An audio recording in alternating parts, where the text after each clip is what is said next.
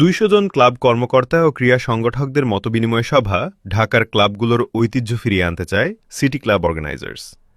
Dhaka city club organisers association দেশের ক্লাবগুলোর ঐতিহ্য ফিরিয়ে আনতে বদ্ধপরিকর।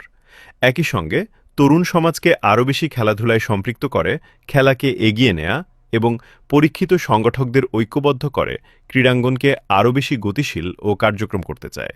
এই মহতী লক্ষ্য সামনে রেখে গতকাল রাজধানীর নয়াপল্টনের এক মতবিনিময় সভা ও ইফতার মাহফিল অনুষ্ঠিত হয়। অনুষ্ঠানে সভাপতিত্ব করেন ঢাকা সিটি ক্লাব অর্গানাইজার্স অ্যাসোসিয়েশনের আহ্বায়ক এবং বাংলাদেশ স্কুল স্পোর্টস অ্যাসোসিয়েশনের সাধারণ সম্পাদক মোহাম্মদ রবিউল আলম।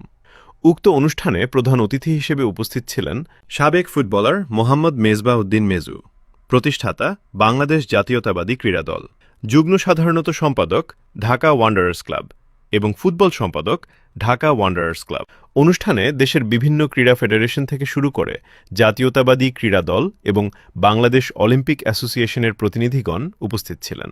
মতবিনিময় সভায় উপস্থিত ব্যক্তিবর্গরা হলেন বিওএর সদস্য আবিবুল বারী আয়হান, বাংলাদেশ উশু ফেডারেশনের যুগ্ম সাধারণ সম্পাদক মেজবাহ উদ্দিন, বাংলাদেশ টার্গেট বল অ্যাসোসিয়েশনের সাধারণ সম্পাদক দিনী ইসলাম, বাংলাদেশ সুইমিং ফেডারেশনের মাস্টার ওয়ারেন্ট অফিসার অবসরপ্রাপ্ত মুনির হোসেন ফকির, ডিআরইউ এর দপ্তর সম্পাদক রাশিম মোল্লাসহ অন্যরা। সভায় বক্তারা ঢাকার ক্রীড়াঙ্গনের উন্নয়ন, ক্লাবগুলোর অবকাঠামোগত সমস্যা এবং আগামী দিনের কার্যপরিকল্পনা নিয়ে বিস্তারিত আলোচনা করেন। বক্তারা আশা প্রকাশ করেন যে এই অ্যাসোসিয়েশনের মাধ্যমে ঢাকার ক্লাব সংগঠকদের মধ্যে পারস্পরিক সমন্বয় আরও বৃদ্ধি পাবে।